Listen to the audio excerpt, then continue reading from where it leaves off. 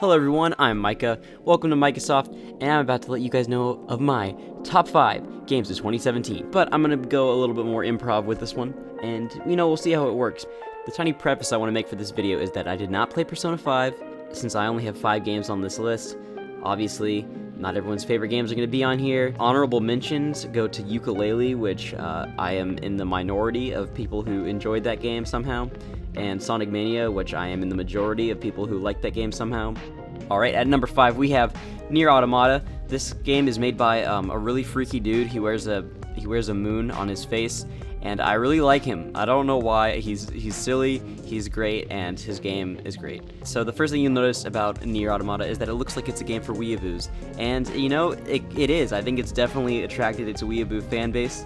And I am not a weeaboo, at least I will not publicly admit to being one, but I really, really like this game. It is a hack and slash action RPG with a lot of genre-bending elements, and it's freaking great. I love it. The characters are awesome. Even though they're robots and are kind of technically soulless, they're kind of relatable in a way, and that kind of makes you ascribe souls to them. But at the same time, they're robots, and so are they really people or are they not people? That's why this game has that whole philosophical vibe going for it. And as someone who took my first philosophy class in college, coming back, I saw a lot of these things. It's just an interesting, fun game that makes you think, kind of like Undertale, but with a lot bigger of a budget and not as polished. The gameplay is awesome. It's hack and slash gameplay done by Platinum Games, who did Bayonetta, so you can't really go wrong there. My only little complaint about the game is that it has 3 playable characters, and so like 3 main arcs, and the second arc is very much a lot of replay of stuff from the first arc.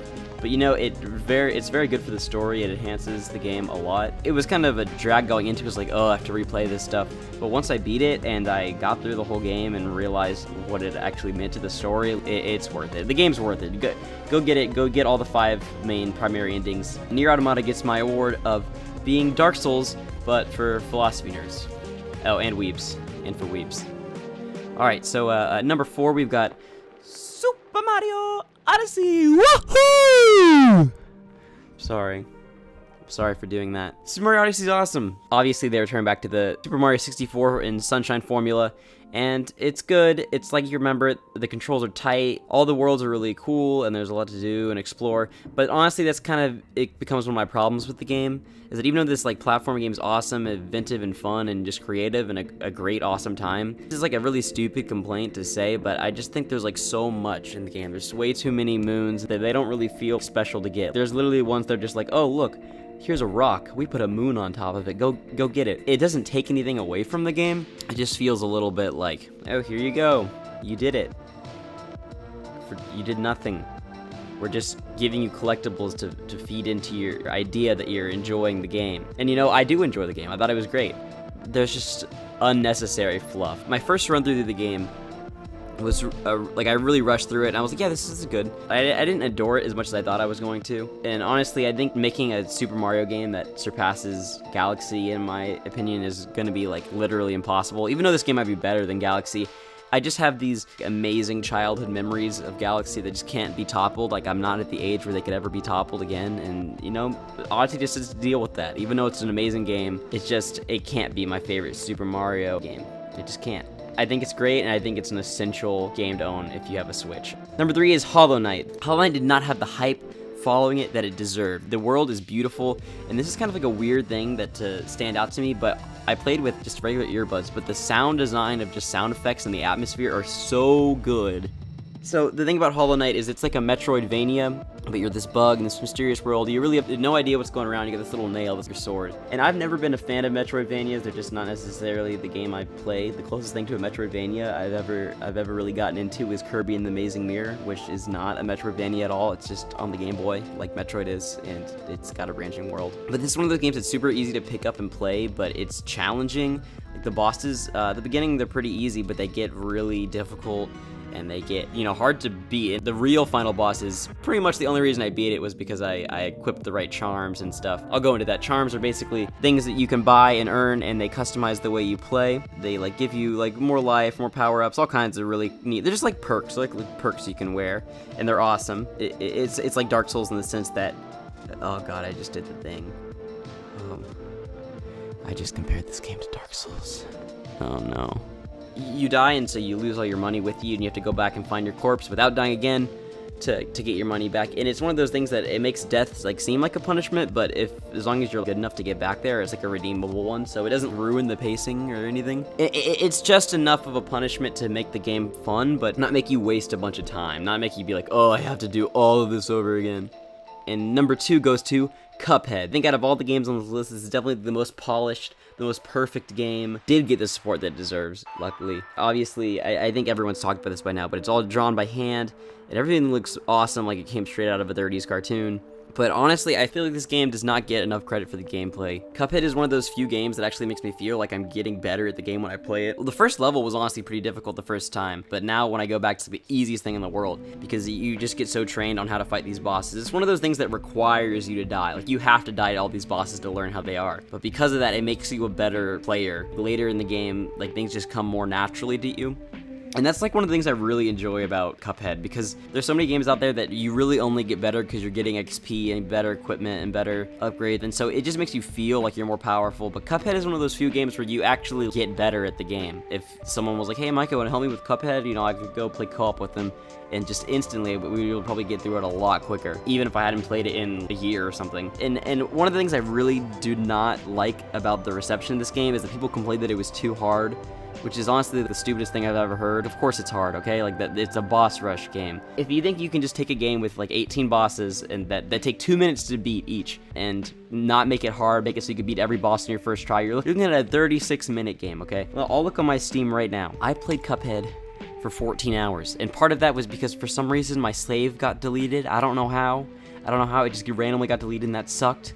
That's the worst part of Cuphead, is if your save gets randomly deleted outside of your own free will. And I know there's a co-op mode there, but this is one of those games that you gotta play by yourself, because first of all, I don't think co-op's easier at all. I think it's way harder, because you have to have a friend that's as competent as you, and sadly I just don't have friends who are as good at Cuphead as me, because I'm the god of Cuphead, okay? I'm a Cuphead god. And it's one of those games that as soon as you finish it, like, the first thing I did was go back to the easier levels and like try to get perfects on them, and on expert mode at least, and then I just got my butt handed to me, and I was like, okay, never mind.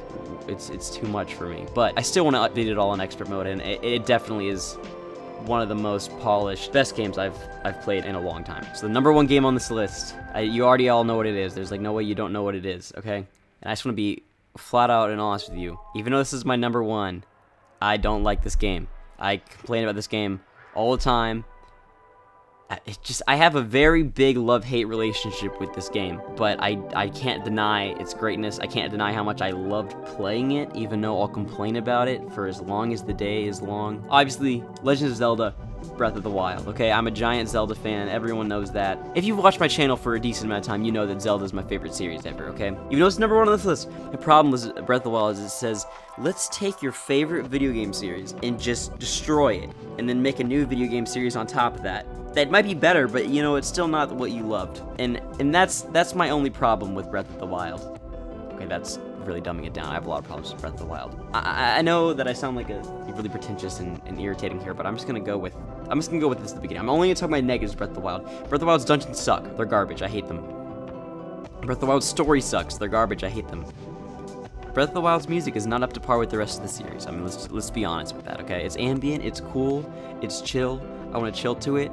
It's a great game. It has its fair share of problems. Whenever I talk to people about Breath of the Wild, I always describe it as for every 2 steps forward, it takes 1 step back. I think that this game is super ambitious, and what it does right, it does so right, and it's one of the most natural feeling open world games. I played this game for like over 100 hours. I don't play games for long. I don't like long video games. It's just not my thing. I don't have time for long video games. I want to play a game that's like 20 hours max. But Breath of the Wild, I just played and played and played and played and played and played and played. Even though there's so many complaints I have about this game, which I just can't deny. It's great. It's awesome. It's one of those games that just, it feels magical to play. Like, it feels like you're in something completely new.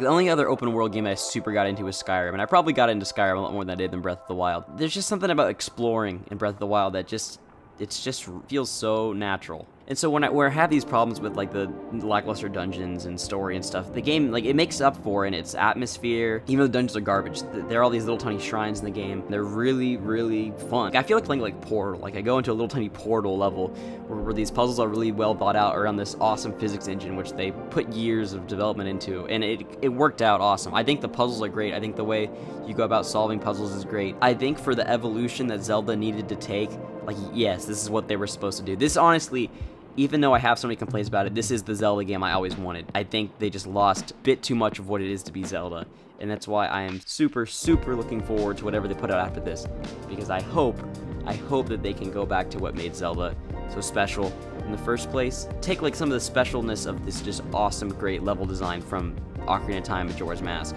Wind Waker, Twilight Princess, Sword of Dungeons. Those like fun stories, and that's just not something that Breath of the Wild has. And that's okay. Like I said, it's still my game of the year. Problem is, the game I asked for was a 12 out of 10. Okay, I can't get that. I got a 10 out of 10 game. It was great, but they can do better. With the however many years it takes them to make another one, they can do better, and they will do better. And I believe they'll do better. Breath of the Wild, it's great. I love it. One of the best games I've ever played. But also, I hate Breath of the Wild. It sucks. It ruined Zelda for me.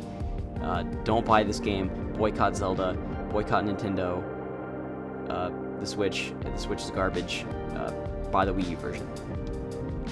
That's all I have to say. Thanks for watching, everybody. Hello, everyone, and thank you for watching Micahsoft. I know this is kind of not what my videos are like at all normally, but I just kind of wanted to put one out there because I've been trying to just do something with my life in general, something I enjoy, and I thought, hey, why not try going back to making video game videos. So, you know, here it is.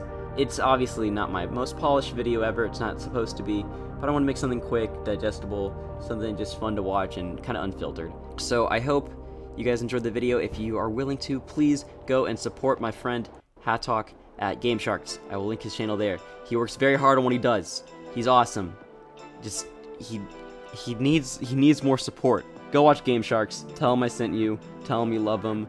Tell him Bionicle's stupid. And just have a great 2018, guys.